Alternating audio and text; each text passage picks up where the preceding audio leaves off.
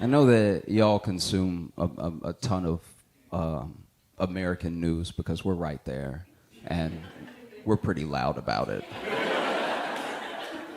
So I know y'all saw the mugshot and everything. And sure. I was fascinated by that day, but not by him, not by Trump. Most fascinating person to me in that whole day, because Trump went in, turned himself in, and he had a lot of co-defendants, like 10 plus co-defendants that also had turned themselves in that day, take their mug shot, everything. But the person that I'm the most fascinated by is this dude named Harrison Floyd. Right? Now, Harrison Floyd is one of the co-defendants with Trump, and he's the only one out of all those people that did not get a bond agreement, right? He had to sit in jail until he could see a judge. He's also the only one out of all those people that is black. I should also point out, he's also the only one out of all those people that allegedly assaulted the FBI agent that tried to serve him his subpoena, all right?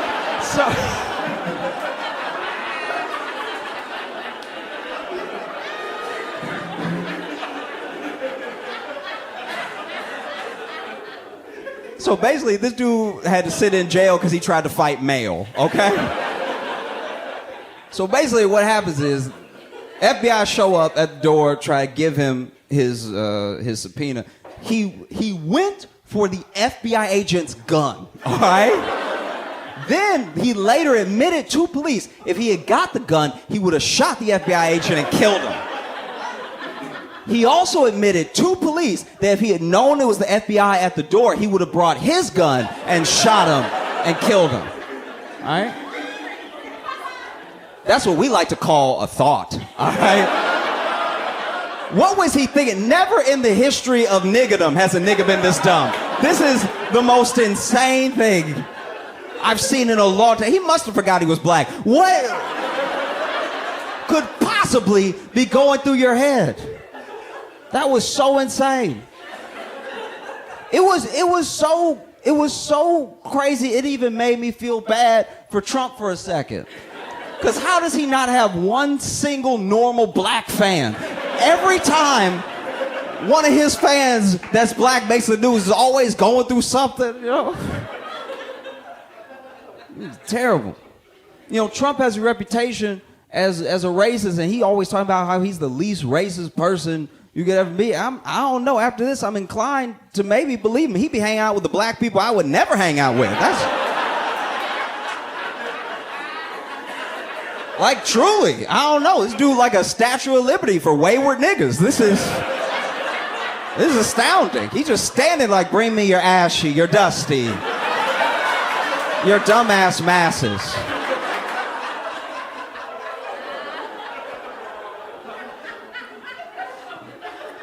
The story was so crazy, I'm not gonna lie, I even felt bad for FBI agent. I never thought I'd say that in my life.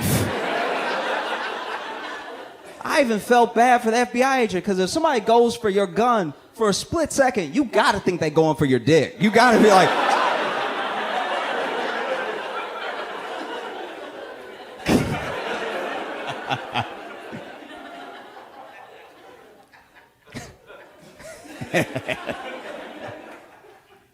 I had this popped in my head out of nowhere. I had this date years ago where we both admitted to each other on the date that for both of us it was our first date in a year. And it was really great. That was such a great thing for us to share, because then we both knew in that moment we were about to be trash. Like, this is... Neither one of us are getting each other's best. We're very rusty. And it actually ended up being a great date. Like, it was a great little hangout. We were getting along wonderfully. The vibe was not there, right? We weren't clicking in that way. But we were like, no, this is like, it's just great to spend time with a cool person, And so at the end of the date, it was like a non-verbal thing. It was just a thing that we were both thinking. We just went ahead and we gave it a shot. Just one kiss, just to see. Because we've been getting along great for 3 hours. What if there's a spark, you know? You don't want to miss out on that. And I should mention that she's not just a lovely person, wonderful human. She also has the biggest hands of anyone I've ever met in my life. Her hands were huge, okay? And I'm not coming down on her hands, because I don't know if you noticed my hands since I've been up here, but I could use some more manly digits. These are not the hands I would have picked if they had been handing out hands. These are piano fingers at best.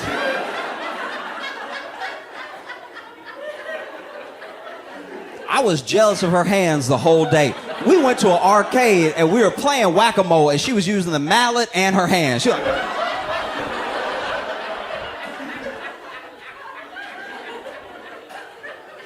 her hands were so strong, she accidentally opened a locked door. Bathroom door was locked. Somebody was in there. She didn't know. She just twisted it. And we all heard the pop. It was a pop because she broke the lock.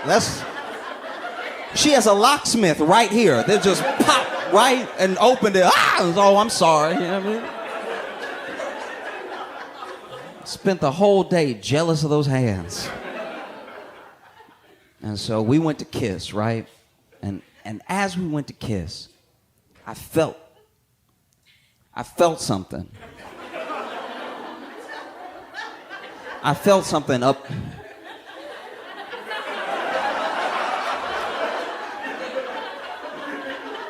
I felt something up the back of my head.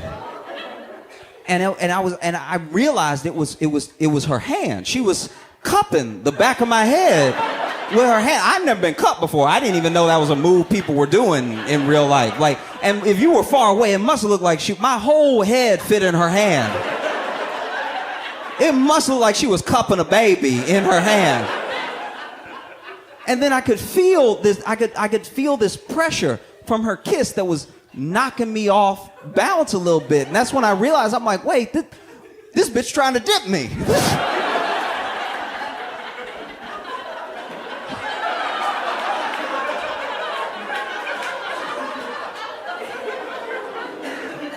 I started fighting the dip. I was like, you ain't gonna dip me. You ain't gonna dip me. I'm a man, you ain't gonna dip me. Because think about it, if we have this kiss and there's a spark and we start going out, you gotta establish parameters early. If you let her dip you on the first kiss, the first time y'all smash, your legs will be in the air, bro. That's just the law. She already established dominance, all right? And so I'm fighting. I'm like, you ain't gonna dip me. You ain't gonna dip me. I ain't going. I'm sure I gave her the worst kiss of her life because my core was on fire. So I'm sure I was kissing just like.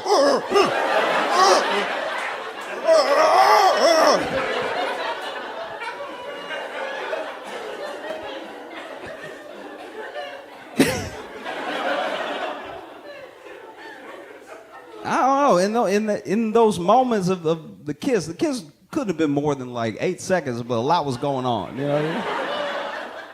And like, I don't know. In that kiss, I kind of felt, at least what I imagined, like I almost feel like I felt like a woman for a second, because I was like, you know what I mean? Because I was like safe but in danger. You know what I mean?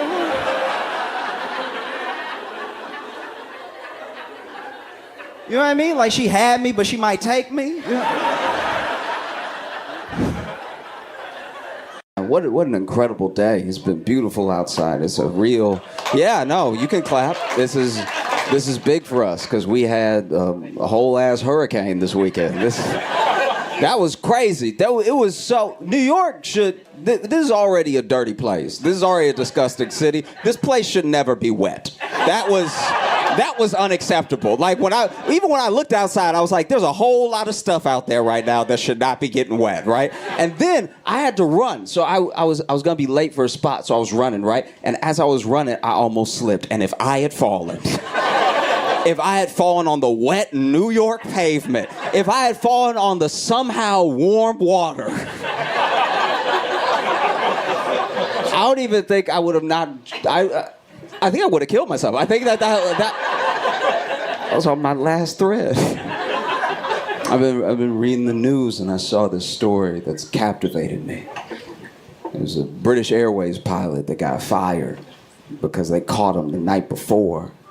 He had done a bunch of cocaine off of a stripper's titty. I know. Some of y'all are like, awesome. And I read the whole story, and when I got done reading the story, I had lots of questions. First question. Why is the titty part of the story? That feels, you know what I mean? That feels like the least consequential part. The titty did nothing wrong. Like, it was just being there for a good time and everything. And second, is that why they fired him? Did they go to him? They were like, you don't even do it all flat surfaces. You're not responsible with your cocaine. How can we put lives in your hands when you're this reckless with your cocaine? You know when you put it on the titty, you lose at least half.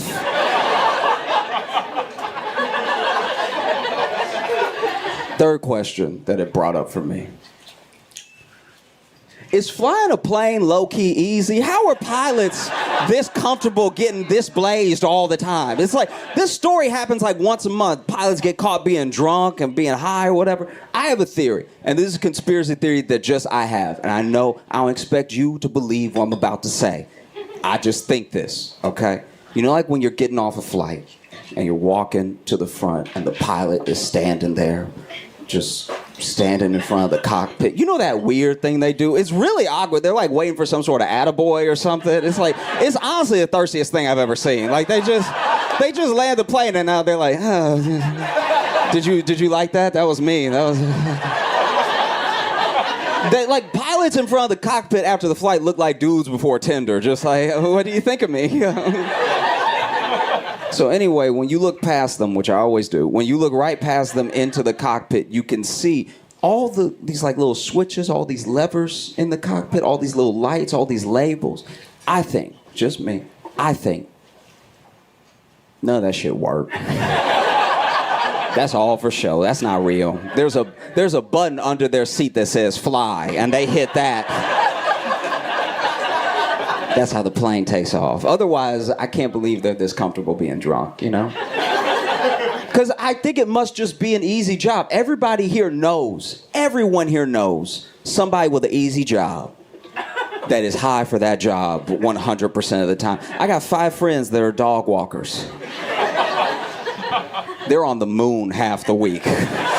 All they gotta do is walk. Yep. All right. You don't even need to give them a direction. Just they walk until the dog is tired. These dogs look like tortilla chips, by the way, to them. They're very high.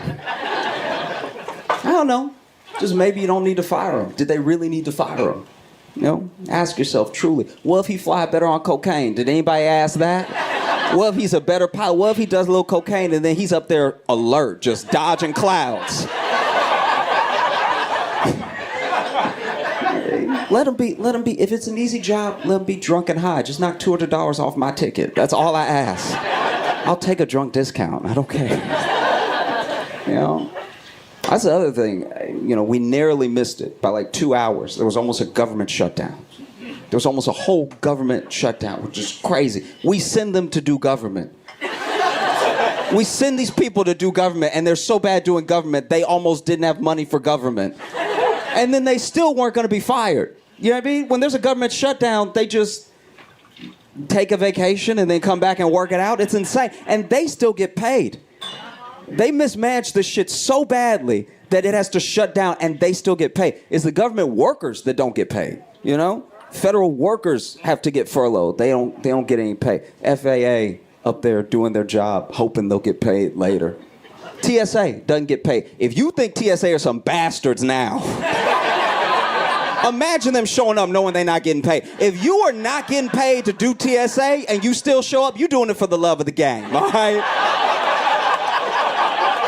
You doing it because you like fucking up people's flights. That's the whole real. Oh, this bitch thinks she going to Aruba. All right, not today. Not on my watch. All right. I can't stand them. They're the worst. They really are. They always asking me dumbass questions. You know, you'll be in line. They'll grab your bag, be like, why is there so much lotion in this bottle? It's like, that's how it came. Don't act like I'm being weird. That's how much Aveeno CVS sells. I didn't make the lotion. Just throw it away if you need to. They be holding it up like, he's got lotion. Why does he have so much lotion? Questions need to be answered. It's like, oh my God. Can't stand it. You know, that's the thing. That's how you know nobody cares about your safety in reality. Nobody cares. Nobody at the airport cares.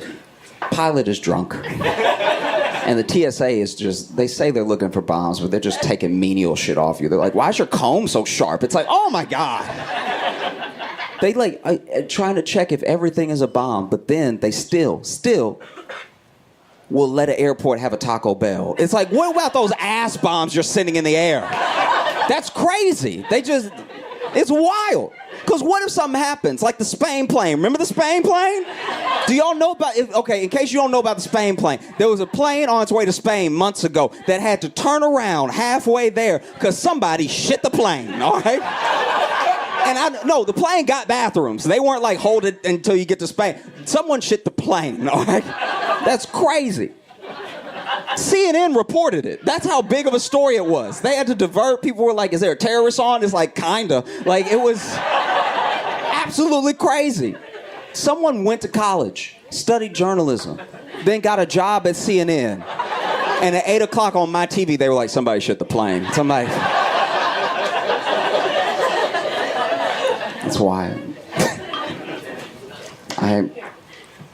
I feel like, just roll with me here for a second. Just stick with me. I feel like the world would be a better place if more women punched people. Because I feel like there's a show that I watch. I was raised by 3 women, so I watched a lot of Lifetime, all right? And there was a show on Lifetime called Snapped. If you haven't heard of it, it's a show about women killing their husbands, all right? And just so you know, there's 28 seasons, so women have been cooking, okay? Anyway, I bring all this up because I watch a lot of Snap because I was raised by these 3 women, always watching Lifetime, so then I'm watching and I'm just looking for all the men's mistakes. I'm just like, all right, good to know. But honestly, a lot of the episodes, if y'all have watched the show, the day they kill the husband, sometimes he didn't do anything that day. You know what I mean? He was just like, hey, babe, where's the... Just a couple punches and this whole shit could have been avoided. You know what I mean? Just letting it build up. It's not good. You know? I'm very worried, too. I worry about the economy more and more every day. Not just because I'm getting older and I finally have started to understand it, like, genuinely. Like, a lot of this does not make sense. Like, a lot of what we're doing. I know we all watch The Big Short and everything, but, like, this is actually bad, what's happening. Like, I know the economy is getting worse and worse because more and more of my Uber drivers have been white. And this is terrifying, all right? Is the economy in shambles? What's happening? Do you know the terror that goes through my heart when I open up Uber and it says Spencer will be there in 3 minutes? I'm like, nuh-uh. Whatever happened to him is happening to me next week, all right? This is very bad. And the worst part about having a white Uber driver is their honesty. You know, because I'm a jovial guy. I get in the car and I'm like, hey, how's it going? You know, white Uber driver tell you the truth. They will. They'll let it all out. You know what I mean? Hey, how's it going? She took everything. Like, whoa. Yo. I did not know. I remember the first time it happened. I remember I'll never forget my first white Uber driver. Tyler. I got in the car, I was like, hey man, how's it going? He's like, obviously not fucking well. I'm like, okay, whoops, my bad. You all been great, thank you so much. I'm Josh Johnson.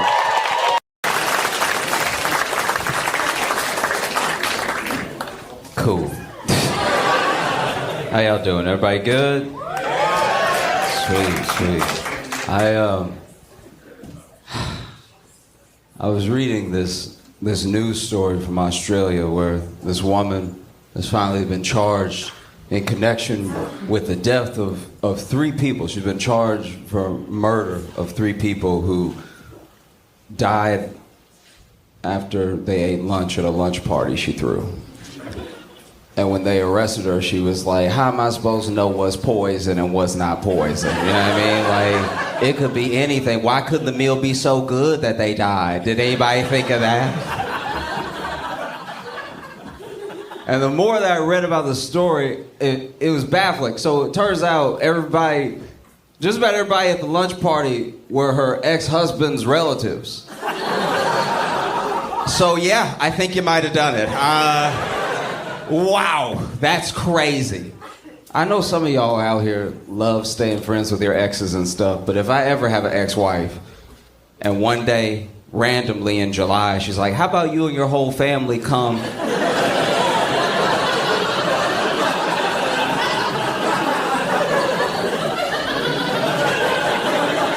and eat a meal I cook while I watch?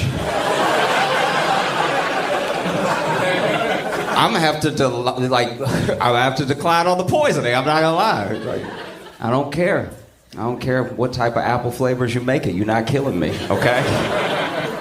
You know. And the only reason the husband's still alive is at the last minute he couldn't make it. So he was also gonna be there, and then he was like, sorry, got held up at work. Then he lived. That feels crazy, you know. They say revenge is a dish best served beef Wellington. And I loved it though, because it was such a weird story. And then imagine your alibi being like, y'all know I can't cook. Like, what is your plan here, man? You all ever have that person in your life that's like the dumbest person you know? Like, just top to bottom, you're like, how are you still alive? You know what I mean? You just won't even understand how they function. You know, it's like, you made it this far, and yesterday couldn't have been easier than today. How do you keep racking up days consecutively?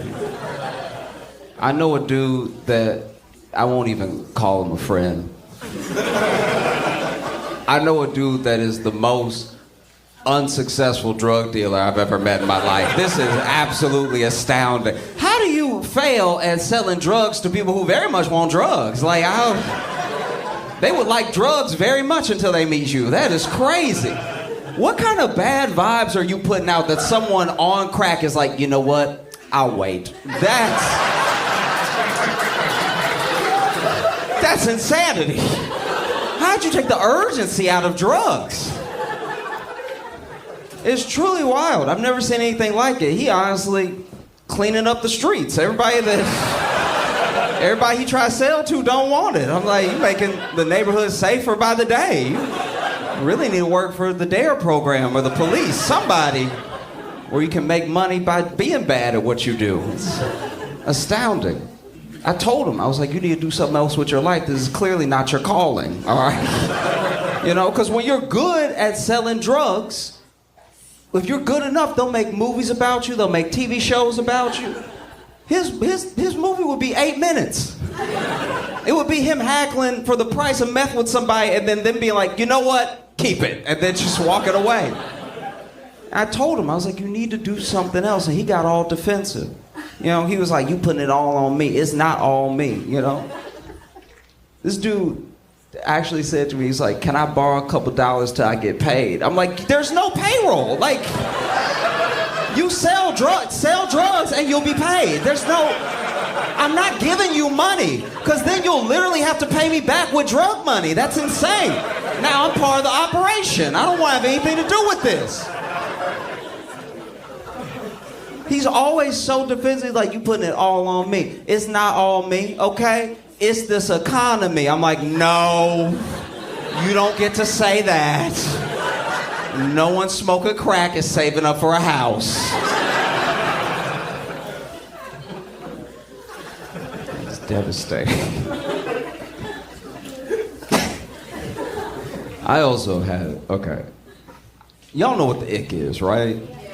Okay, in case you don't know what the ick is, in case you don't have TikTok, The ick is when you are infatuated with someone. You really like them, and then they do something. It's usually something innocuous, something that's very particular. And then it just turns you off. You lose that infatuation, and hence the ick. You don't want to be with them anymore. Like if you went on a date with someone, and then on the date, they were eating, and they were like slurping their soup extra hard, and now you don't want to be with a whole person because they use their mouth. You know what I mean? Like just... Everyone always talks about what their ick is, you know? Or what they don't like, what gave them the ick. But nobody ever talks about being the ick. Have you noticed that? It's like it's always about what bothers me. It's never people just admitting that they did something. Like, I'll be vulnerable for a second. I've been the ick before. And there's nothing like watching yourself be the ick in the woman's face. It's the saddest, it's genuinely horrible, because it's like, once again, I'm not a bad person. I'm not doing anything crazy or gross. I'm just, I did whatever I did, and now we both like, oh, yeah.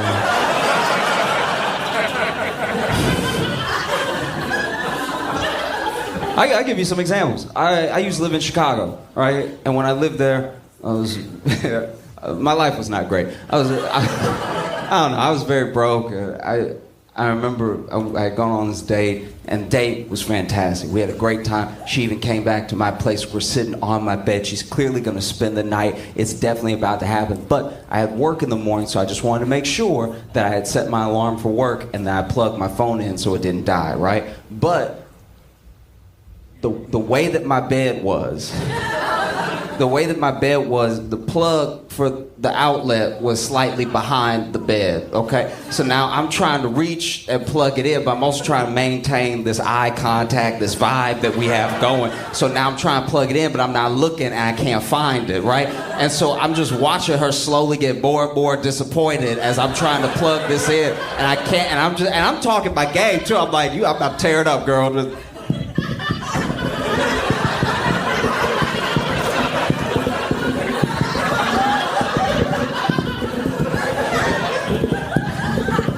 One second, you about to get it.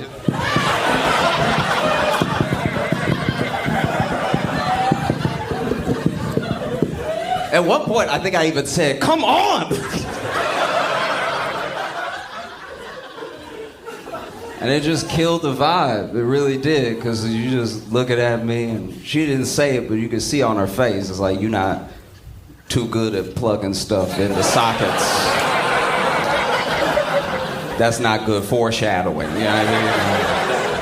I think let's just watch a movie or something. And I'm not gonna lie, it took me a while to get my confidence back up, you know? It took me a while to get my life together. And once I did, once I was more put together and I moved my bed, I put myself back out there. And so I went on a first date with this young lady, and we were gonna go to dinner and a movie. And then on the way to dinner, I pushed a pull door, all right? And like,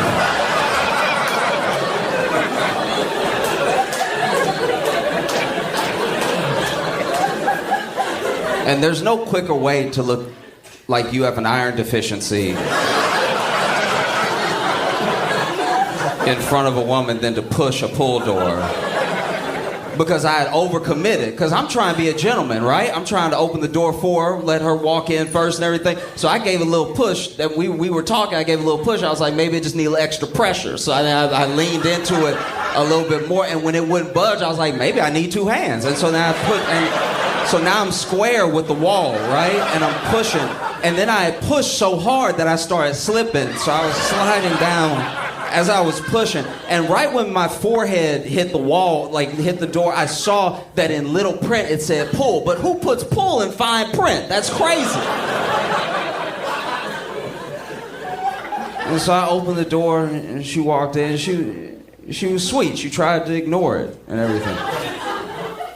But then it went to the movie and I pulled a push. And like, And like this one, I didn't pull as long as I had pushed the other one, so it wasn't as embarrassing. But it's just like I really tugged hard. Like I didn't put my foot up on or anything, but I was just like, I tugged hard. Your first date is supposed to be you getting to know a person. You know what I mean? And so now I could tell I gave her the ick because we were having a good time outside of those two situations. But then she was like, in her mind, I think maybe she was like, he's sweet, but he don't understand doors. And it's like, how do you?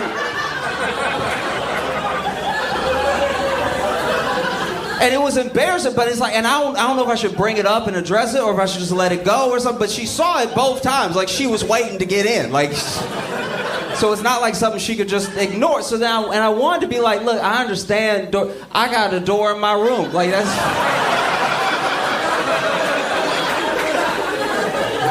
But then she was looking at me after like when we went in the movie, like the rest of the day, she was looking at me like I was slow. And then I was like, I got a door in my room, which does make me sound slow. Like just, I got a door in my room. Like that sounds crazy because it's like, am I talking about a closet or am I talking about the door to my room? And it was devastating. And I get it. Like, I understand from her perspective, because she doesn't want to be out here dating somebody that she gotta look out for. Like, I get close to a door and she gotta be like, it's an innie. Like,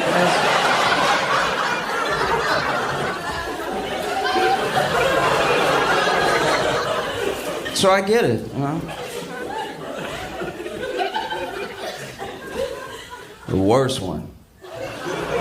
Absolute worst one was months later. Okay, so I used to work at a grocery store, right? And I was working one day and I slipped on some Rogue juice. And so it was some spill in the aisle. I slipped on juice and I fell on my hip. And I fell like that. You know when somebody take like an old fall? Like, you know, like that fall where you like, grandpa got one left. Like it was like that level fall because I fell on pure hip. It was like hip bone, right? And so I was all bruised up and hurting and everything, and I was like limping for some of the day. And then as I was healing up, because I didn't have health insurance, so when you don't have health insurance, you like, I think I just live like this now. You know what I mean? Like because by the next day I was healing up, but my hip was clicking, right? And so it would click whenever I would walk, and when I would sit down, that was 3 clicks right there. And so it was clicking nonstop. And I didn't have health insurance, so I was like, I think I just click now. I think that's just a part of who I am as a person. And so fast forward a couple days later, I'm still hurt, I'm still clicking and everything, but I've been seeing someone. And this was going to be the first time that we hooked up, and so we're about to have sex, and we start having sex, and I'd gotten so used to the clicks that I wasn't really thinking about them anymore, right? And I had been healing up, so I was like, maybe I don't even click like that. But then we started, and I didn't realize I click on the in and the out. Like I'm clicking nonstop, and it's loud too. It's so loud because I didn't put on any music, so there's no Miguel, there's no R&B to hide behind. It's just the clicks is all you can hear in the room. And I left my bathroom door open, so now I'm getting click echo from because it'll click in the room and click in the bathroom, and there's a click back, right? And I'm trying to put in work, so I'm sounding like a horse on cobble. Like I'm like truly nonstop because I'm really I'm trying to make a good impression. This is our first time hooking up, so I'm like nonstop. And so then she trying to act like she don't hear. She trying to be polite and everything. She's like, ooh, okay, but she can clearly hear it, you know. And then I'm getting self-conscious, so now I start clicking off rhythm. You know what I mean? It's like, which is just making it worse because it's like it's already bad that you clicking, but if you clicking on the 1 and the 3, everybody knows that this is bad. Now, you know what I mean? And so then I was like, she was like, are you okay? And I was like, yeah, I'm good. How you doing? How's it for you? And she was like, we should talk. And I was like,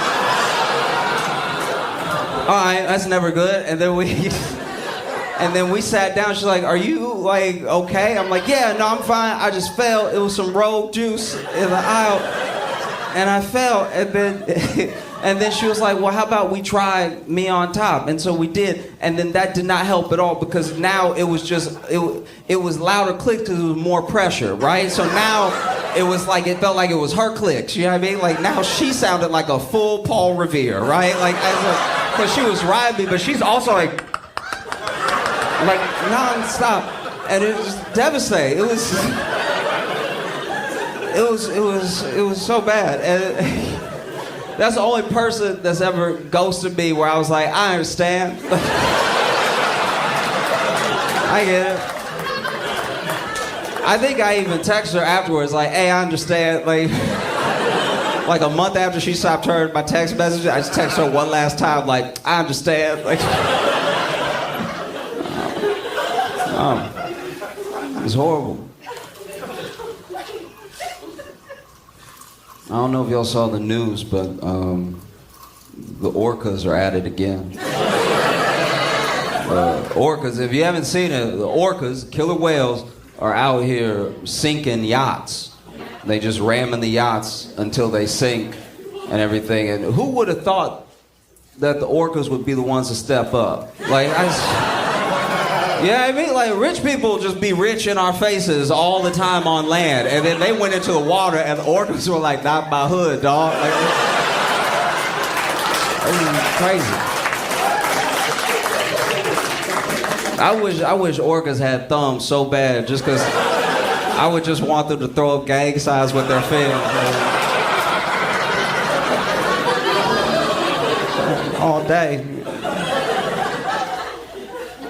The most recent one was this yacht that was going through the Strait of Gibraltar, and these orcas attacked it for 45 minutes, which must be terrifying because, like, I would hate to get killed by an orca because it's like their echolocation, the noises that they make are so close to dolphins. Like, just imagine you being murdered in the water and all you hear is like, ah!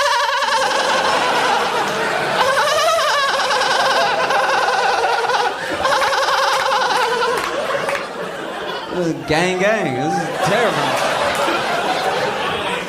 Tearing you up. It's horrific, you know?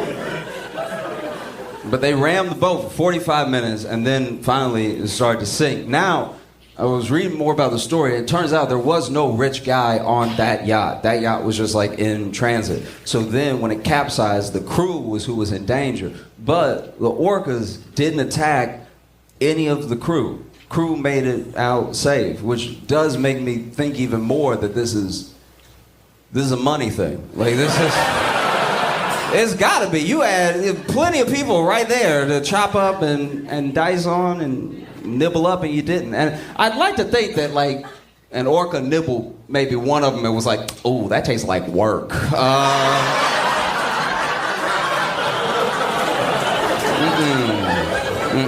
I need supple. That workman meat too tough. You know what I mean?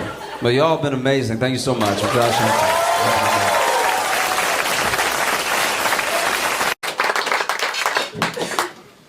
Cool. How y'all doing? Everybody good? Yeah! All right, sweet. I am not. I've been freaking out about getting older, because sometimes you haven't changed, you know? You're the same as you've always been, but your friends around you, it's like your peers doing grown shit that makes you realize you're getting older. Like, my buddy bought a house, and I had to be like, hey, we don't do that. My friends had a baby. They were so excited. They were the first in the friend group to have a baby, but they were so excited that they sent me a picture of them in the delivery room with the dad cutting the cord. And I was immediately upset. Like, in my head, I was like, why do we even let him do that? Think about it. This dude is cutting the finish line tape on a race he didn't run. This is wild. For all the labor, he was just standing there, and then last second, he's like, I helped. It's like, it's not the same at all. She's been screaming for hours. At the very end, he's like, me too, girl. Shit, we did it, all right? No, I'm terrified of having kids, because kids are creepy. You know kids creepy? Nobody teach them how to be creepy, and they're still creepy. Which means it's an A, you know? Anybody here who's babysat a 5 or 6 year old has had that kid under the right lighting, look at you, but do this. Like, who is this for? Who taught them this? They'll just stand at the end of a hallway and talk to you like The Shine, be like, hi. Kids whisper at night. Have you heard that? You can't get a kid to whisper during the day. And then at night they're like, I had a bad dream. Get out of my face. Get out of my face. Get out of my face right now. Don't touch me, all right? It's creepy as hell. I'm terrified to be a dad, because I'm a dad, I'll be tired. Being a dad makes you tired. I'll be damned if I tuck my child in. I go to my room to rest my head on the pillow to get some Christian sleep. Only to be woken up in the middle of the night. There's a monster under my... I'm hitting them. I'm hitting them immediately, all right? I'm waking up swinging. This is the only situation where I feel like you gotta hit your kids because it's self-defense, okay? You're not gonna roll up on me in my sleep doing hard S's like that, you know? Just in my face in the middle of the night. I couldn't sleep. You're about to sleep forever, I promise you. Get away from me. Don't touch me. It's terrifying. I've been very excited. Very, very excited for October 24th. Just not able to wait. Sleepless nights. Getting ready for October 24th. If you don't know, October 24th is when Britney Spears' book comes out. My man. Like, this is the thing. This is the thing. I'm fascinated. I wasn't even like a big Free Britney person. I'm not into pop stars that much or anything. But Britney Spears is one of the most mistreated celebrities that we have in modern times, all right? And there's a lot of people, if you do them wrong, they try to get back at you immediately, right? You do them wrong, they key a car. They go on Instagram Live talking about, oh, you know. She didn't do that. She said, you know what? I'm gonna wait. I'm gonna wait like 2 decades. And then one random day in October, I'm gonna dance with knives. And I'm gonna write a book. And wow, yeah, amazing. Apparently, so there's a lot of revelations in the book, but one of them that really shook me was that she had a wild fling with Colin Farrell, right? And it was after her and Justin broke up and everything, and I can't remember exactly how she described it, but the words used in the book was like the fling was nothing less than just a sexual brawl. Those were her words. I've never had sex so good somebody wrote about it. You know what I mean? And the fact that she was like, we were just at each other all the time. It was just, the passion was like a street fight. I was like, God damn, gotta step my game up. I love doing comedy because I love making people laugh. When you laugh, you're letting yourself be yourself, you know? When you're genuinely laughing, you're not thinking about anything, you're not feeling pain, you're just enjoying yourself, you know? And I also love doing comedy because I'll say the thing that we all think, but you're not supposed to say. You know what I mean? Like, y'all won't say it, because y'all are good people. In fact, after I'm done, you might leave and be like, I would have never said that. And you're right, that's why I say it. It's like my job to say it. I'll give you an example right now. I hope everybody that I love dies in the order I love them. That would be incredible. That would truly be fire. Don't act like y'all have rankings. Don't do that. There's a couple, you know. I got a family member, she loved to call me to tell me who died. That's all she would call me. And she doesn't care. As soon as she knows, I know. She'll call me in the middle of my workday. It'll be 1:59 on a Wednesday. Can't wait. Calls me up. Are you sitting down? Are you sitting down always means dead, by the way. That's not, you're not being mysterious. I'm not like, whoa, what? Like, no, it always means dead. No one's ever like, are you sitting down because you just won the lottery? It's not happening. know, are you sitting down? And so I'm like, just tell me who it is. And she's like, your cousin Willie. And she doesn't know I'm on the other end of the phone like, oh, thank goodness. Okay, because she doesn't know Willie not even in the top 30, all right? Like, Willie can go, okay? This could have been a text message if I'm being honest with you.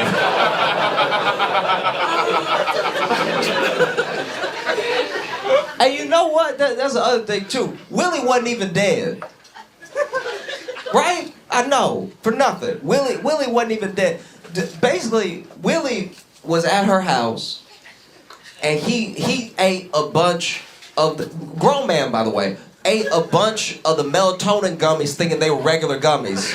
So he's snacking on these gummies while he watched an NBA draft, and put himself 86 gummies deep into a coma. This man was chumping and chumping, and then had the nap of a lifetime.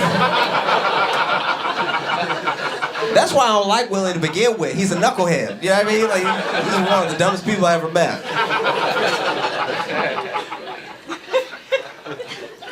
I had never wanted to necessarily get into martial arts. When I was a little kid, I was hoping I would grow enough to be a big enough man that nobody would mess with me. You know what I mean? Like, when I was little, I was like, there's still time. I'm gonna eat my greens, and I'm gonna keep going. It works for Popeye, it'll work for me, you know. And then at 19, I was like, yep, I am done cooking. I need to come up with a plan or something, because right now, I'm very movable, okay? This is unacceptable. So I started doing jujitsu. And if you don't know what jujitsu is, it's a martial art, and it's also the only time straight men are allowed to hug. And I started doing jujitsu, and there was a kid. Okay, so I'm a white belt, right? After 2 years, I'm still a white belt, so I'm not good. I'm actually pretty bad. And then they always have me roll. Roll is the sparring. They always have me roll with this kid, and he's 15, but he weirdly strong. I don't like it. It's like, cause you can he looked 15, but then he get a hold of you like, oh my God, like it's terrifying. He's strong as hell, and he's a blue belt, and he should be higher.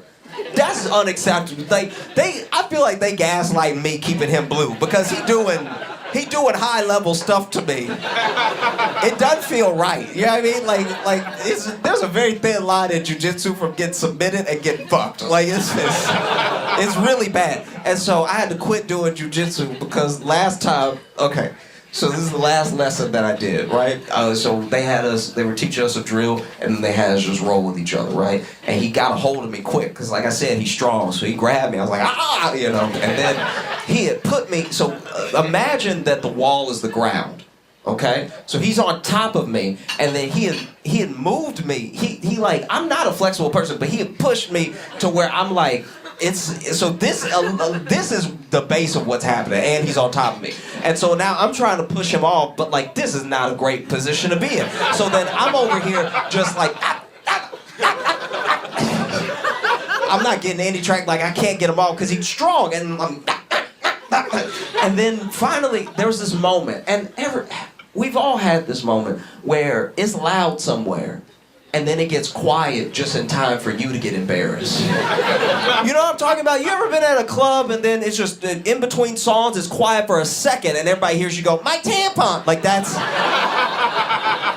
basically what happened. So I'm over here fighting for my life, right? I'm just like over non-stop. And then out of nowhere I'm like, and like,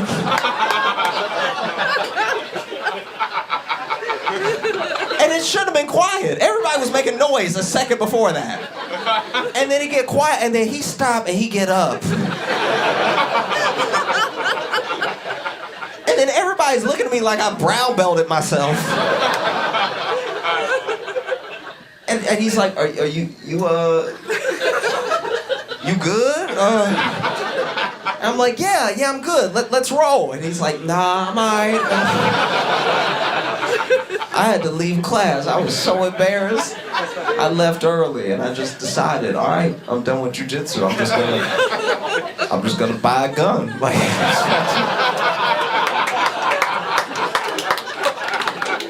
Anybody want to press with me, they can catch his lead. Yeah. We have it happening again. You know, I've been dreading this towards the end of the year.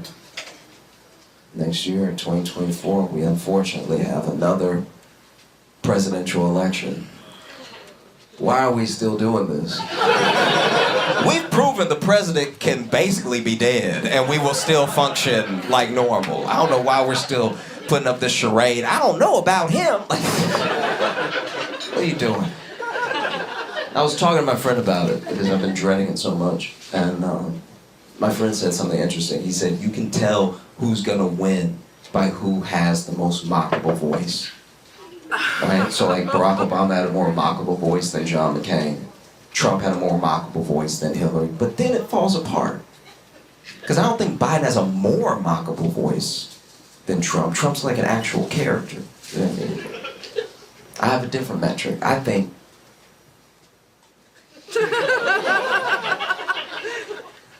whoever's the freakiest wins.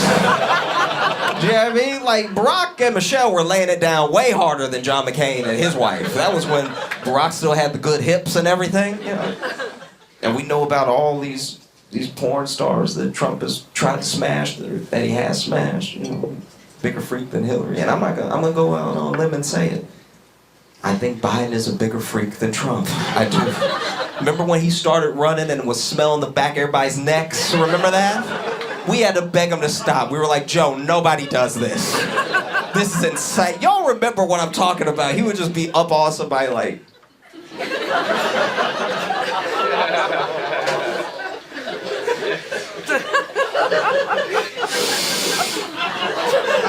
doing that weird ass whisper, just like...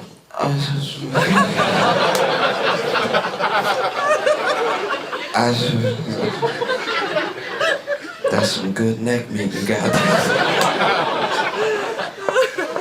I used to be one of these dudes that was like, I'm never getting married.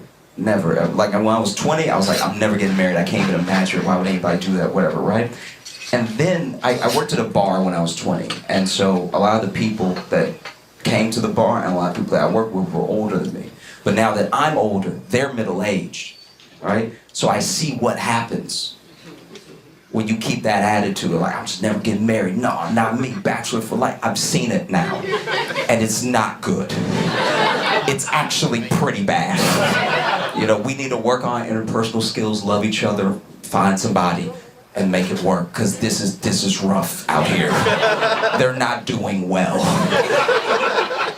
Because this is the thing. No matter who you are, when you get married, marriage is you having a life partner. You know what I mean? It's you having someone that can look at you as you get older and be like, hey, that's weird. Don't do that outside the house. Don't embarrass me in front of other people because they know we're together, all right? But if you don't have that, if you're not married and you don't have that, you just keep going through life and you get weirder and you think it's normal because you with you all day. So you were like, I think it's a good idea, let's do it. You know what I mean? And before you know it, you that weird dude. It's very upsetting, right? And this is the thing, this is the main way that I've watched it manifest, is that, how do I put this?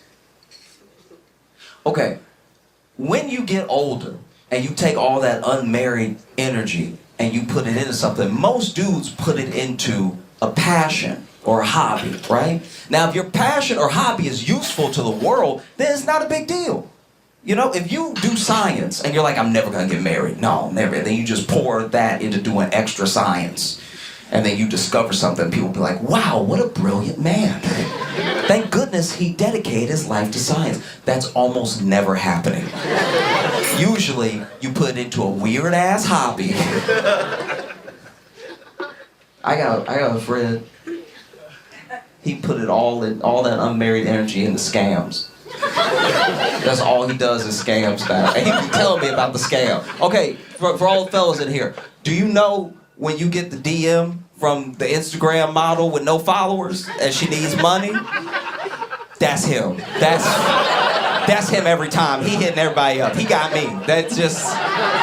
It's everybody. He's hitting them up. And I was like, who falls for this? And he's like, honestly, people that look like me. Like, it's pretty wild. Reminds me of that dude. Did y'all see that dude? That dude that they caught, he had been faking heart attacks at all the restaurants. Oh, yeah. Okay, if you didn't see the story, basically this dude who looks like a walking heart attack was going to restaurants and faking heart attacks to get out of paying the bill. And he got off at like 19 different restaurants. They were just so thankful he didn't die in their booth that they were like, I guess you can just go. Just please leave. Don't die here, right? And then he finally got caught, and I feel like he got caught because that 20th restaurant was probably a Waffle House. probably his server would be like, you ain't dying without tipping me. Get your ass up. Get your ass up. Or even worse, they tried to help him. Some big cook comes out of the kitchen like, let me give him mouth to mouth. He gets up, he's like, actually, no, I'm sorry, this is a scam. Please send me to jail. I apologize. But that's what happens. You put all that energy into something that's not productive. It makes you weirder. Taking all that unmarried energy, you know. Like, I got a buddy, he's the only black ventriloquist I've ever met in my life, and it is so upsetting. This is an abomination, all right? This is so creepy. It's so, and he's not good. He's not good at all. We can all see him talking. We all see it. And then he making the doll move, but he can't stop looking at the doll too, so he's like, what's up, my boy? Like, it's jarring. And honestly, also, real quick, I do owe white people an apology, because I'd always made fun of my white friends who were scared of dolls and thought they were too creepy and freaky and everything. And I get, now that there's one that looks like me, I get it. This thing is disgusting. It's so freaky. It's just looking, his eyes and everything. I'm sorry, I judged too harshly. It's very creepy. But it's not just the dudes. A lot of the women that I know, middle-aged, you know, I ain't never getting married type thing. And now, they all do one thing. They have different lives, different passions, careers, but they all do one thing. They be hugging me way too long. They be doing these long ass hugs, and they moan the whole hug. Y'all ever had one of those church hugs? You know what I'm talking about? Like, sugar.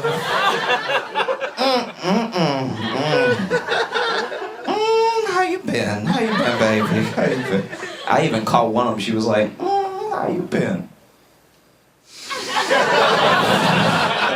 Y'all been great. Thank you so much.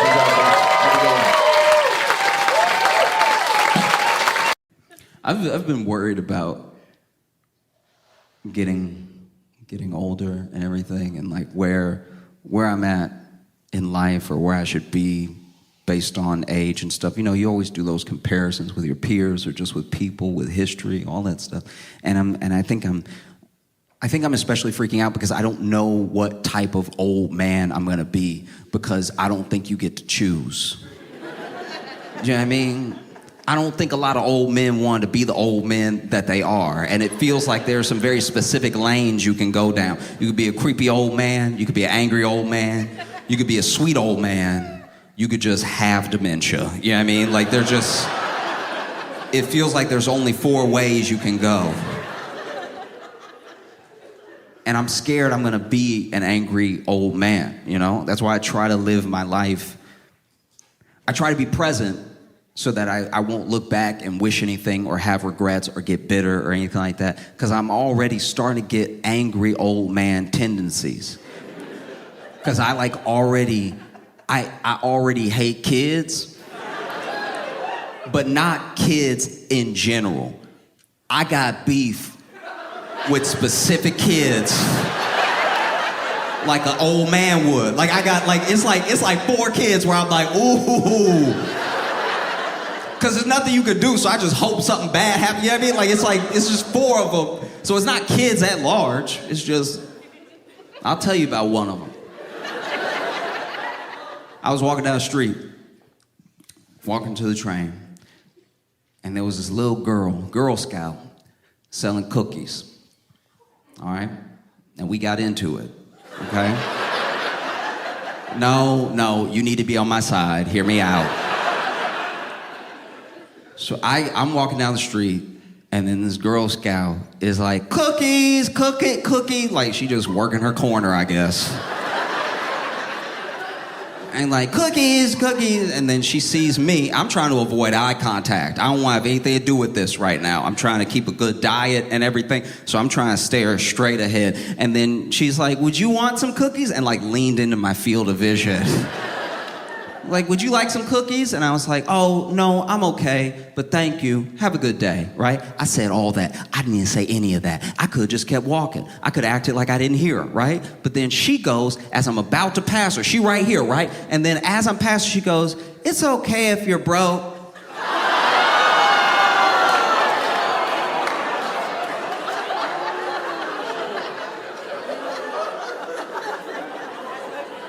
What? Who talks like that? That's insane.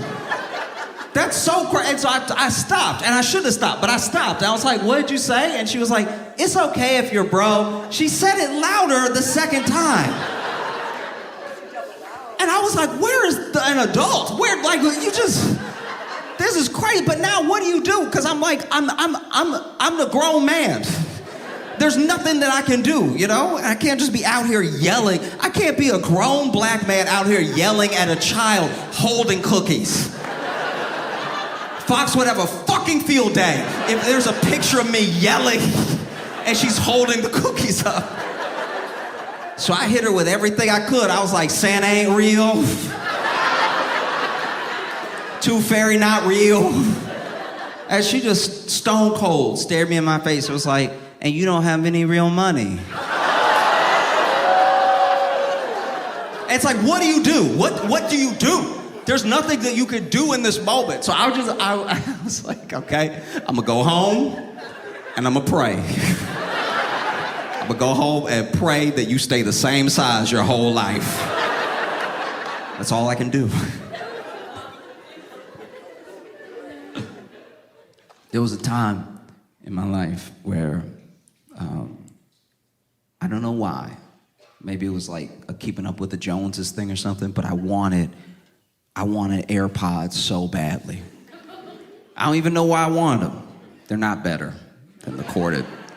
It's all hype. But I wanted them, but I didn't feel like I could afford them. I felt like it'd be too much to spend on some AirPods, right? So I just shut down those desires. I saved up my money. I was like, I'm gonna spend my money on something that's not gonna pass away. I'm gonna make sure that I spend my money on something that's gonna give me a lot of joy. So I spent it on a trip to Mexico, right? And while I was in Mexico, I saw a knockoff pair of AirPods that were so cheap, but they weren't just cheap by like the exchange rate. They were cheap in pesos. They were so cheap, I thought they might be toys, but I was like, let me roll the dice, because I have money to blow now, right? And I bought them, I brought them home, and these had to be the biggest AirPods I've ever seen in my entire life. They were so big, they hurt to put in my ear. They genuinely stretched my ear a little bit because I had to shove them in. And you know how the AirPods is supposed to come like here, just under your ear? These came down, like these were wild. And so I turned it on, and the way you turned them on was each side had a button. That's how big they were, that they had buttons on them, all right? You had to press each button at the same time to turn them on. And when you press the button, it didn't even make a technology noise. It wasn't like, it was just like just immediately in your ear. And I don't know if this is related, but as soon as I turned them on, my balls hurt so bad. Which doesn't even make sense. I was like, how are these connected at all? What waves are being sent through my body right now? Because I went like, and I was like, ugh, like immediately. And I had him in for a little while, and while I had him in, my mom gave me a call, and I answered because you just had to hit the button to answer. And honestly, everyone that called me while I was wearing my bum AirPods, they sounded behind me. It was the most unsettling. Like, I answered if I was like, hey, mom, and she's like, hey, how you doing? I was like, oh. I tried for 2 weeks to wear them, you know, because I was like, if I go ahead and wear them every day, they won't hurt as much anymore and everything. And then finally, I gave it up. I was like, these are not worth it. I put them back in the box. I put them in the closet. And I saved up my money, and I just went ahead and bought some regular AirPods, right? But my ear's like a little too loose now for the standard Airs. Like my right got tight again, but my left, like my ear ussy is like not snapping back at all. It's like, and then if I even yawn, they fall out. Like it's just, it's hanging on by a thread.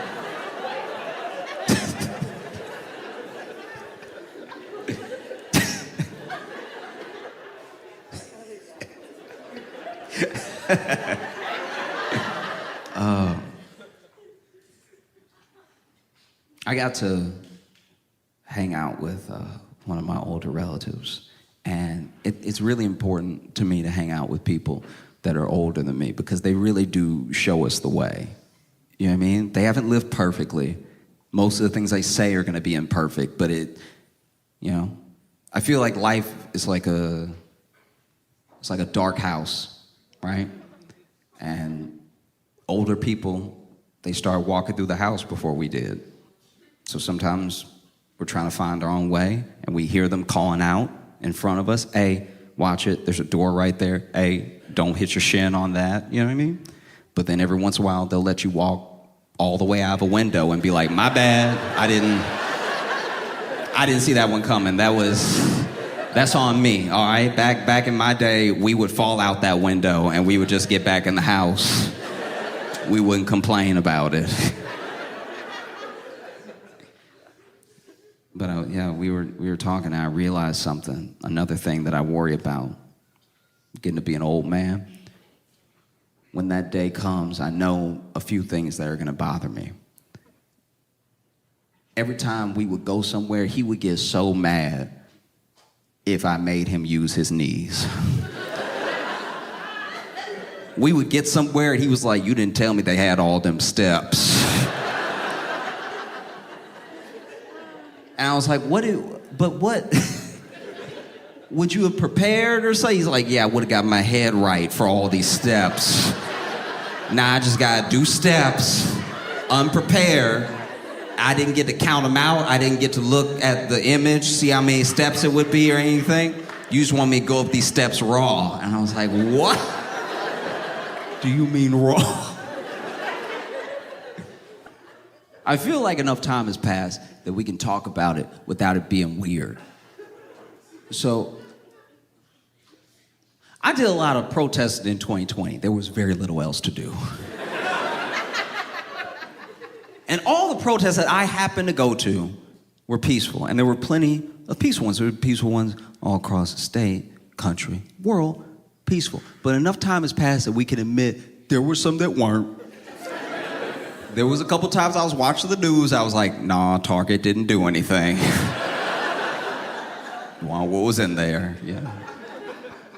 And I was having this conversation with a friend, and he told me that he also went to a protest, and he admitted to me that when this protest just happened, it was like out of nowhere. At one point, he was like protesting with the people, and then he saw people starting to run, and then everybody was running, and then somebody threw something, and then it was a riot. It was like a riot around him. And he admitted to me that when it turned into a riot that he looted, right? And it's weird, because you're never on the phone with a looter. Yeah, I mean, you always see them on TV, they like stock footage and stuff like that. You never like having a conversation. Because he told me, I was like, why the fuck are you telling this on my phone? What are you doing right now? What's wrong with you? And I was so torn about it, you know what I mean? Because a part of me, all he looted was a rabbit. Nah, I'll explain. Basically, this shit kicked off into a riot, and then this man ran into a PetSmart I'm pretty sure was open.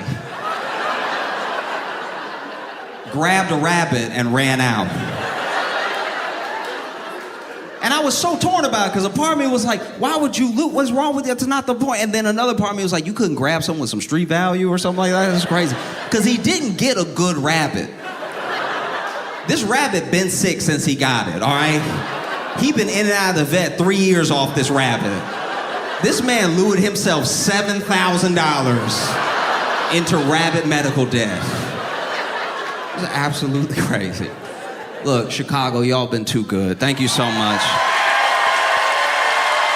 Thank you from the bottom of my heart. I appreciate you. Okay, one time when I worked at Trader Joe's, this is so wild because I also avoid people who are openly angry in a way that is it's one thing if I watch something happen to them and they're angry, right? So like if I watch someone get kicked out of a place or something and they're angry about it, I know why you're angry, I think. So now if you happen to look at me or engage with me, I can talk to you, right? Right, yeah. When I have no idea what you're upset about and I don't know you, I also steer clear. Because one time, back when I was working, you're a potential threat to my day now. Yeah, because I was working at Trader Joe's, right? Yeah. And this is the Trader Joe's in New York. So I'd been in New York for like maybe 3 months. So I just moved here, right? Mm-hmm. This guy is in the fresh produce area, but I call it the fruit aisle just to like keep it clear, right? Right. So he was pulling one of the plastic bags that you pull when you want to put a bunch of apples in it or just a bunch of the loose fruits together. He was pulling one of those, and the little seam that's supposed to catch the clip to break, it must have missed, so he pulled way too much, right? Okay. This is where we've all been there. This very, is where, very common thing. Yeah, this is where things go off the rails. So then... Like everything I've said up till now, normal. Yeah, like you've said, this happens to everybody, right? Happens to everybody. It's very common. This dude pulls. Happened to me the other day. The rest of his arm comes down from him pulling, and he loses his mind. Okay. Oh. This dude he just got fired. Yeah. This like dude, something happened before the store. It was to the point where I was wondering if he worked at Trader Joe's and then got fired the day before, and I just never met him. That's how mad he got. So he pulls it, right? Yeah. As he's pulling, his arm goes down the rest of the way. So now he's got like 9 bags that he's pulled. Okay. And he's like, I don't want this many lemons. And then he drops the end one and then just tries again. And then pulls another bunch instead of just breaking the one that he had in his hand. But now, how is that the solution? I have no idea, but you don't think clearly when you're angry. Because he's visibly angry now, right? Yes.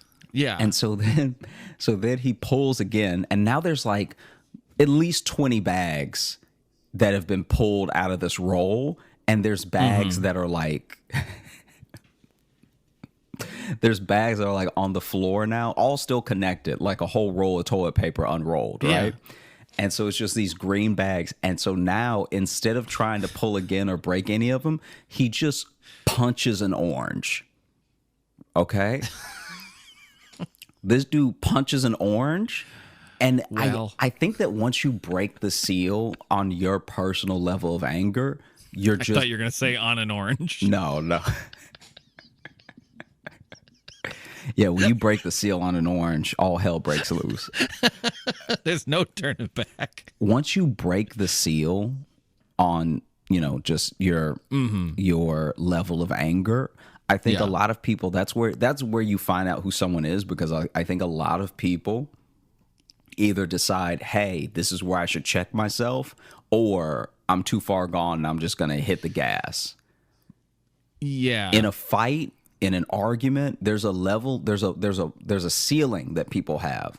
And once you go past that, that's who you find out who's like, quote unquote, crazy, who you find out is like a fighter, who you find out is a crier, like all that stuff. Because that's the moment where you realize you're angry and you either start to see red or you start to calm down, right? The emotion takes over and you're in like a free fall now. Exactly. Yeah. And so this dude punches the orange, and I think for him, clearly punching oranges is cracking the ceiling. Cause then this dude still with the green bag string in his hand, the strip of green bags, just keeps punching oranges, right? And so then he starts screaming. He's like, oh, like, and it's not a scream that's like to get attention. It's a guttural low scream, right? Like he's essentially just being like, oh, you know what I mean? Yeah. Punching The noise of a mental breakdown. Yeah. That's what it is. Punching oranges, orange juice going, right? Like this dude is getting orange juice all over his face. And I've never been so scared of orange juice because it like he had just enough of it on his face to look like blood. Like Right. like you knew if he had been punching a person, his face would just be covered, right? Yeah.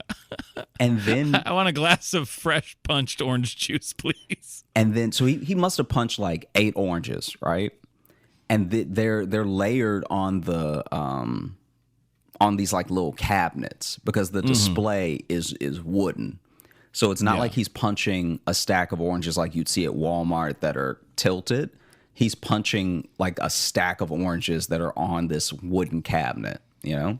Yeah. And that's why he's making so much juice is because there's nowhere for the oranges to go. There's no escape for these oranges. There's no escape for these oranges. So anyway, after he punches the 8th orange, he tries to storm off, and as he's like turning around, in his punching, he's just got the bags wrapped around his arm. So now he tries to walk away, and he's just pulling more rolled bags like toilet paper. Oh no. And that dude walked out of the store with like maybe 100 bags trailing him. That's all you can do, I think. You can't finish shopping. You can't just... That dude left sticky. Yeah. I was going to say, now he's sticky and covered in plastic. But yeah, you can't do that and then just look down at your list, cross off oranges, and then move on to the next thing. It'd be so funny if he didn't want oranges. He just want plums. But then... bow, bow, bow, bow. Like... And I get it too. When you're angry, you don't think clearly. You just get frustrated. But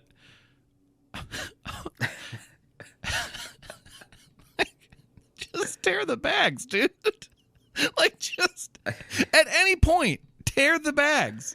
Even if you got a couple, and I know you don't need a couple, but don't just keep pulling. Where's he thinking like, oh, this is just one really long bag? Like, what did he think was happening? I would have loved to have a conversation with him or be in his head because... I mean, be in his head. You don't want to talk to him. Because, well, no, just later in life. Like today. This was years ago. So I think I could talk about... I think maybe he's over it by now, right? Yeah. And I'd love to like... Because you know how... Or he's still serving time for it. Yeah, I'd hate to be the person who ran into him on the street and just be like, hey, buddy, are you all right? And he just starts swinging, right? You can't tell why his punches are so tasty, you know? Why are your fists so sweet? Yeah, this dude assault is delicious. He'd have beat the hell out of you and you're like, what was it? A little hint of Florida. Such citrusy violence. I can tell I'm being hurt, but I think I'm also getting vitamins. Yeah. At least this dude smells good, right? Yeah, he punched a cold right out of me. Emergency be damned. So then after that, I go to the arcade, and this is actually where it gets like very sad. So there's a Dave and Buster's in this mall. There's another arcade, I think, with another name that's like brandish, but I don't remember what it is. And then there was just Jesters. something like it was like it. Honestly, I couldn't tell you because I just kept passing it because I didn't want to go in that one for some reason. I was just like, I don't think they have good games in there. And then I walk into the arcade that's near the comedy club, and almost everything needs two people. Like Aw. I even did the basketball one. By myself. Just a sad montage of So- Josh at 2-player arcade machines. This is what ends up happening though. I'm like I'm essentially like trying to do everything that I can that's solo, but I'm also the only one in the arcade. And there's only one guy working the arcade.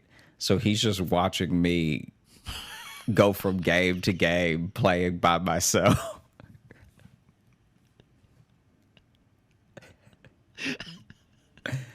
like I'm I walk in and I'm like, "Hey man, so how does it work? Like, do I pay you or what?" And he's like, First go make some friends. yeah. First come back with people. So then I'm like, "Hey, how's it work? Do I pay you or what?" And he's like, "You can if you want, but there's a machine over there that just, it's a card that you load and stuff." And he starts explaining to me. So it works just like Dave and Buster's. Yeah. Anyway, I'm like I'm playing the basketball one where the rim just keeps like going forward and backwards. And I get in one. Like in the entire round, I get in one basket because like my aim just every time was off because I was trying to guess where the rim would go.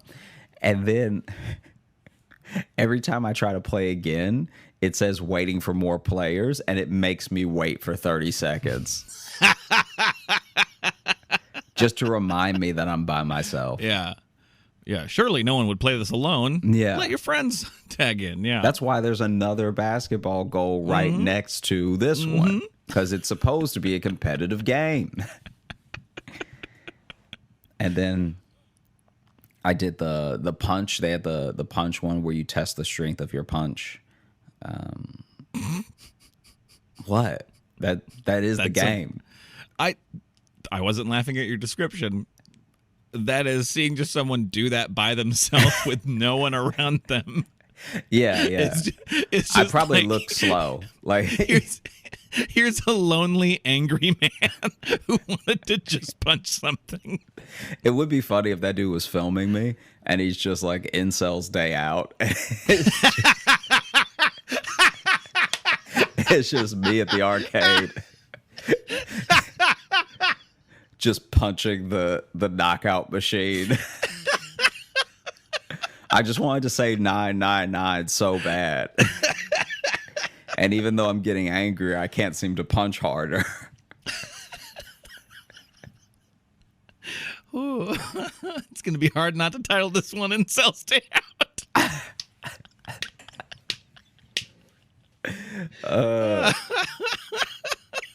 And so My friends didn't show up. I'm like cranking it too. First of all, I play it.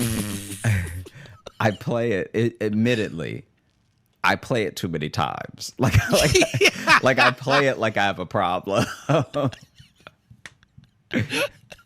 This is my only outlet. Swipe.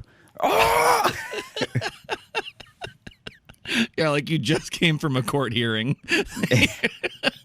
Gotta go work this out right now. Yeah, I'm furious that I won custody. Yeah.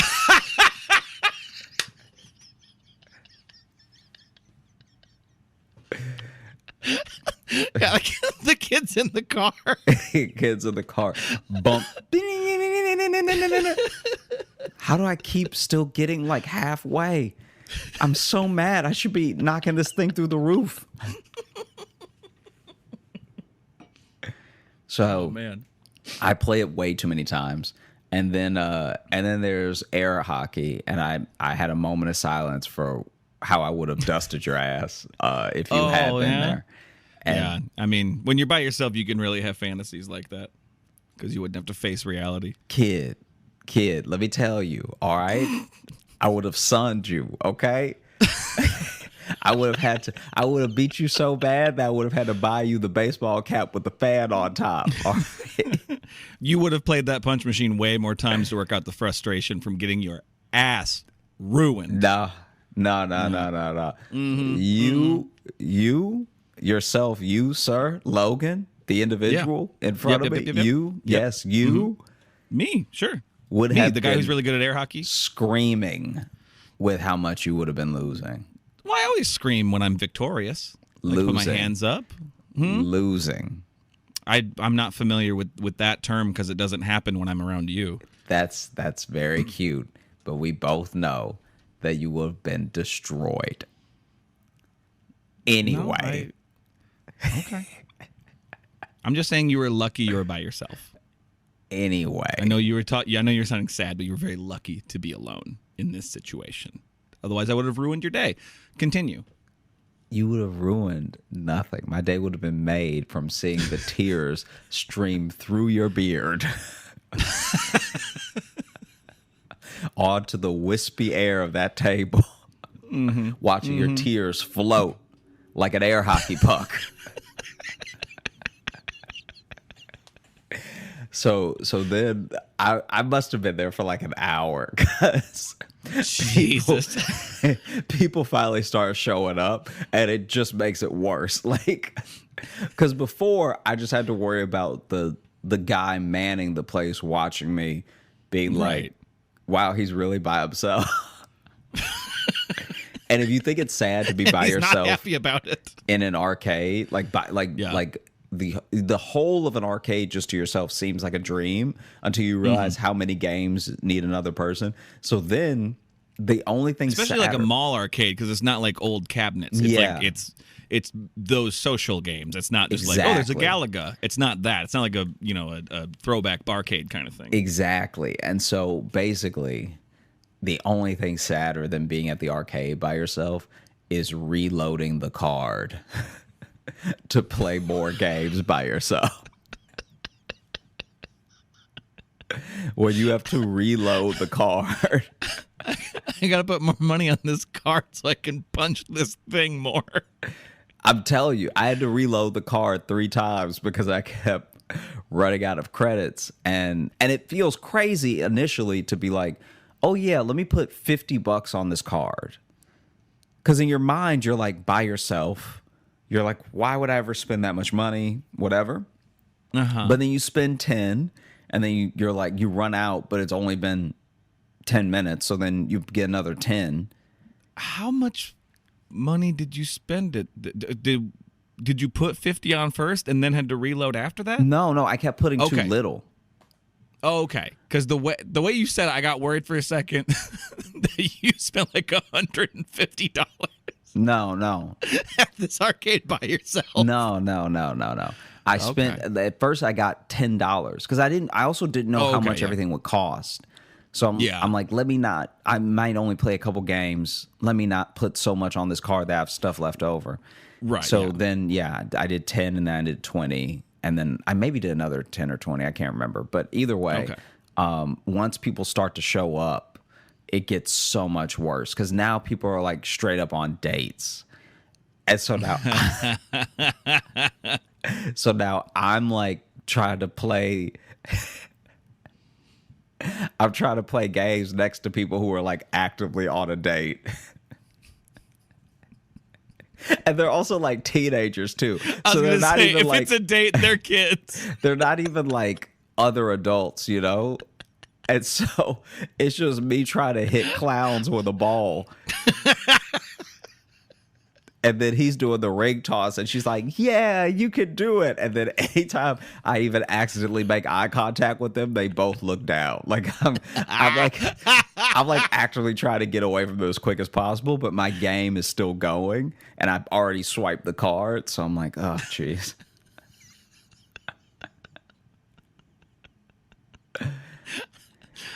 And there's also not a big arcade. This arcade is like 2 rooms. So then there's like So everyone sees you at all times. yeah, everyone sees you the whole time. And so then I got on this motorcycle one where they don't explain the game at all. So I'm on the motorcycle and they have the throttle, but they didn't what's the thing that you grip that's like, so you have both handles, one has a throttle, and then there's a little thing that you clutch. Is it the clutch? there's like the brake one. The and brake. then Okay. Yeah. One of the other. There's usually like a little clutch, like Yeah. switch or whatever, but it's not Okay. like the handlebar. I think. I don't know. Don't know motorcycles that well. Don't leave a comment. I don't care. I played the entire thing without using the brakes once, so I kept crashing because Oh. I didn't. I would throttle less, but that's not the same as braking. So then Yeah. I was just crashing horribly, and I'm swinging because it was one of the ones you can lean with, and so I'm like swinging and crashing into stuff, and I'm getting really frustrated. And then there's just like a group of kids behind me because they're waiting to play it together.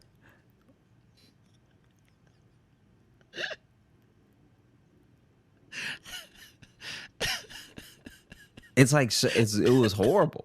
It like And then you get off and go to the punch game again. Ah! honestly, it was like so. Then I did play the punch game after that because I was like, at least this one you're supposed to like do alone and like no one can judge you and stuff. No, that second part's not true. That second part's not true of that game. And so then I played that one a few too many extra times with witnesses there, and Jesus, John. and then it was actually kind of funny because when I started playing this other game, remember when we went to the arcade? This would have been years ago, I guess. But there was that drop game where you drop the balls into the cups and you try to get all 50 balls into the 50 cups as they rotate. I don't know if I remember that game. Do you remember this? It's like you hit a button and the ball drops per time you hit the button. Oh, that's right. Yeah. Yeah. Okay. So I'm playing that one. From that one, you can kind of still see the punching bag game. And this kid, I felt better about my experience playing it because even if I seem like a crazy person, this kid fully missed. I don't even know how he missed. But he reared back to swing, and like in one of those viral videos, he just fully misses. Nice. And then hits it with his head, so it barely goes up. Like it he got like a 7. Yeah. And I was like, okay, I'm not the only one who's awkward here. That's nice. You know? I mean, he's got the excuse of being a teenager, but Whatever.